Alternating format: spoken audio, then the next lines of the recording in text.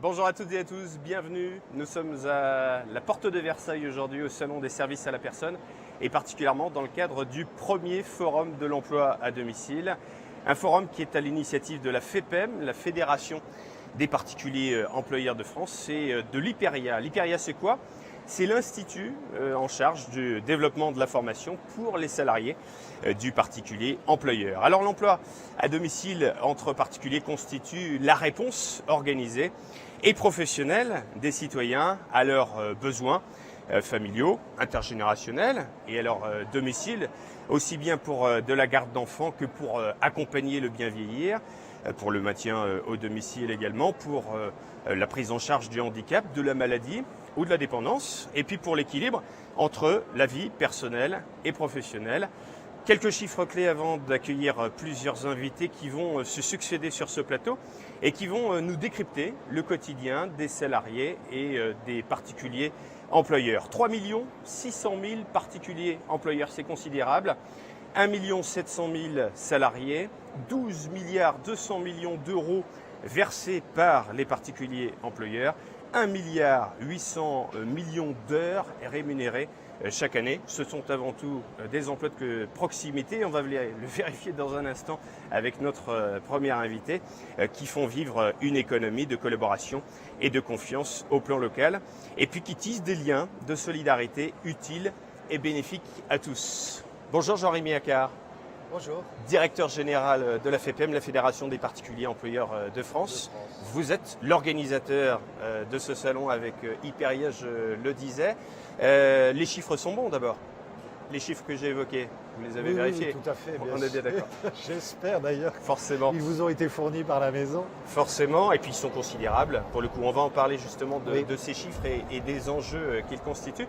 D'abord, à quoi ressemble le quotidien sur un forum qui a ouvert ses portes ce matin, puis qui les fermera jeudi, du directeur général de la FEPEM? Sur ce salon, vous courez. En fait, je n'étais pas au forum, ce n'est pas moi qui l'ai ouvert, ce sont des collaborateurs de la FEPEM, et j'étais avec d'autres collaborateurs qui viennent des territoires et qui se réunissaient à Paris autour d'un certain nombre de thématiques liées au management de l'organisation.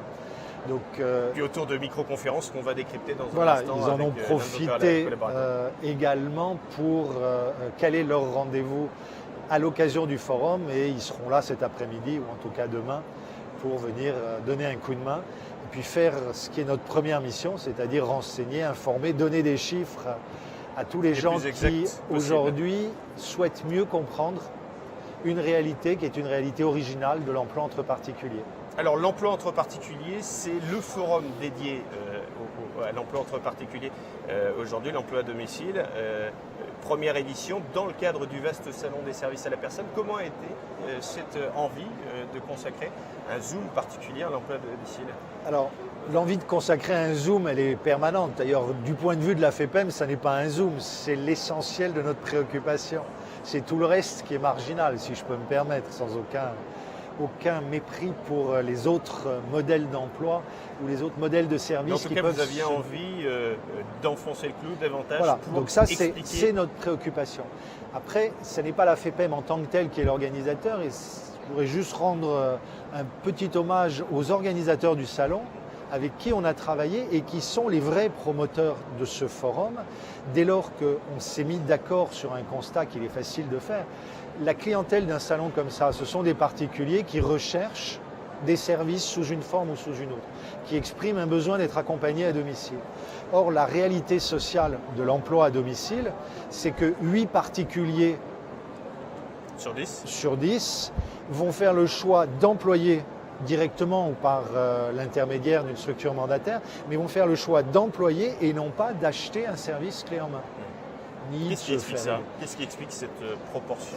C'est un modèle historique en France. L'emploi entre particuliers représente la très très grande majorité de ce qui était à une époque considéré comme des petits boulots. Avec le développement du CESU qui a été en quelque sorte... Chèque emploi-service universel. Chèque emploi-service. Alors chèque emploi-service dès 1994 et chèque emploi-service CESU plus récemment, mais qui a été la première forme d'organisation point à point sur Internet. Enfin bon, à l'époque, On va c'était en déjà parler, avec, Internet, un invité un peu mais plus tard. en tout cas d'une manière qui soit aussi automatisée, qui soit porteuse, qui soit simplificatrice grâce aux nouvelles technologies. C'est la première forme, je dirais, d'ubérisation, si on peut dire ça comme ça, en mettant en C'est-à-dire que relation... vous êtes en train d'évoquer tous les sujets qu'on va aborder cet après-midi, j'ai pas à le faire, c'est parfait. Madame Levaux l'a dit avant moi, donc je ne fais que le répéter, le CESU, c'est 20 ans d'ubérisation. Ouais. C'est De comme ce ça point qu'on de peut le vue-là, résumer. je pense que le secteur est pionnier et je réponds aussi à votre question parce que ça s'est fait très très tôt, parce que je pense que au fond les partenaires sociaux, parce que ce sont les partenaires sociaux qui sont à la manœuvre, ont bien anticipé des évolutions sociales importantes de ces 20 dernières années. Et bien aujourd'hui, après 10 ans de plan Borloo, l'emploi entre particuliers reste la forme majoritaire choisie par nos concitoyens. Et qui permet au fond, de c'est créer très de bien nouveaux comme emplois. ça. Ça Vous y représente, tenez à ça. à quelque chose près, ça représente 75 à 80% des volumes. Donc oui, bien sûr que c'est là que sont créés les nouveaux emplois. Les 400 000 emplois créés depuis 10 ans, ils ont été créés en emploi direct. Juste parce que c'est la forme majoritaire et qu'elle le reste. Donc on peut assez facilement en déduire que le potentiel pour les 10 ans qui viennent, il est de 400 000 emplois, au moins tout autant. Et pendant qu'on souhaite un anniversaire dans notre dos, vous vouliez ajouter quelque chose avant que je... Juste revenir sur le forum, dire que voilà, les organisateurs du Salon des services à la personne, aujourd'hui, en nous aidant à promouvoir ce forum, eh bien, élargissent de facto la clientèle à 8 particuliers sur 10 qui sinon ne venaient pas parce qu'ils ne pensaient pas rencontrer ici tous les acteurs de l'emploi entre particuliers qui se mobilisent autour de nous. Vous dites, Jean-Rémy Accart, que l'emploi entre particuliers participe à la lutte contre l'isolement des plus fragiles. De quelle mesure est-ce qu'il permet justement de lutter contre cet isolement et cette fragilité ambiante? Bon, c'est un des aspects. Je dirais l'emploi entre particuliers, c'est l'éducation des enfants par délégation des parents. On fait plus confiance à sa jeune fille au père ou aujourd'hui à sa nounou que à n'importe qui d'autre, y compris, je dirais, à la maternelle pour s'occuper et élever nos enfants. Pour les personnes âgées, c'est un fait. De plus en plus d'entre elles sont seules et souvent la personne qui les accompagne au domicile est un des principaux points de contact. Et parce qu'il faut souhaiter que ce ne soit pas le seul. Mais quand ça n'est pas le seul, quand il y a des proches, quand il y a un professionnel médical, quand il y a, je dirais, un permanent du CCAS qui vient apporter un repas, eh bien, souvent la personne, le salarié à domicile, est un peu le point de contact, celui qui vérifie que l'infirmière est passée, qui vérifie que le repas a bien été servi, celui qui coordonne. Le point de vérification, le point de confiance finalement. Il y a une notion de confiance Plus extrêmement le point de forte. confiance que de vérification. Coordination, confiance. Il tient à jour l'agenda, il vérifie qu'il n'y a pas de trou et que effectivement la personne est la moins seule possible. Qu'est-ce qui explique que cette notion de confiance soit renforcée quand on parle de particuliers employeurs et de cette logique justement d'emploi direct? Je pense qu'il n'est pas compliqué de comprendre que la relation de travail avec quelqu'un qu'on a embauché et qu'on salarie, qui accessoirement vous rend des services qui sont souvent essentiels, je dirais au bien vivre, en priorité à domicile, il n'est pas difficile de comprendre que cette relation de travail est fondée sur un niveau de confiance. On est bien obligé de faire confiance. Mais est-ce qu'on continue à travailler néanmoins et donc du coup être dans une posture professionnelle, dans cette relation parfois un peu impalpable quand on parle de confiance? C'est tout l'enjeu au fond de la FEPEM. C'est aujourd'hui de capitaliser sur une réalité, la confiance dans la relation de travail, qui est a priori et durablement supérieure à une relation purement commerçante ou marchande avec quelques commerçants ou prestataires que ce soit. Donc comment capitaliser là-dessus tout en apportant la professionnalisation nécessaire, que ce soit permettre aux salariés de développer ses compétences et d'améliorer, je dirais, son vécu professionnel, que ce soit permettre aux employeurs de mieux utiliser au fond les outils. Alors on a parlé du CESU, mais enfin, le droit du travail est complexe, surtout pour des individus eux-mêmes parfois un peu seuls face à l'administration. Donc aider le particulier employeur à bien utiliser ces outils pour faire durer la relation. Et faire en sorte que cette relation elle soit durable et professionnelle à la fois. On parlera de professionnalisation. Et gagnante. Une chose qui est certaine, c'est qu'aujourd'hui, un particulier employeur va faire durer la relation parce qu'il a confiance dans son salarié et il n'a pas forcément envie d'en changer. L'exemple peut-être le plus significatif de mon point de vue, c'est la personne âgée qui à un moment donné va faire former sa femme de ménage. On dit encore femme de ménage, nous on dit employé de maison dans la classification, mais va la faire former pour qu'elle puisse être son assistante de vie et rester à ses côtés avec une qualification supérieure adaptée à ses nouveaux besoins. Est-ce qu'on coopère différemment, vous avez un peu répondu à cette question, quand on parle d'emploi à domicile? Oui. On est dans une relation plus qu'on collabore finalement. Qui est, alors j'allais dire gagnant-gagnant. Oui, bien sûr, chacun doit s'apporter quelque chose pour que ça fonctionne.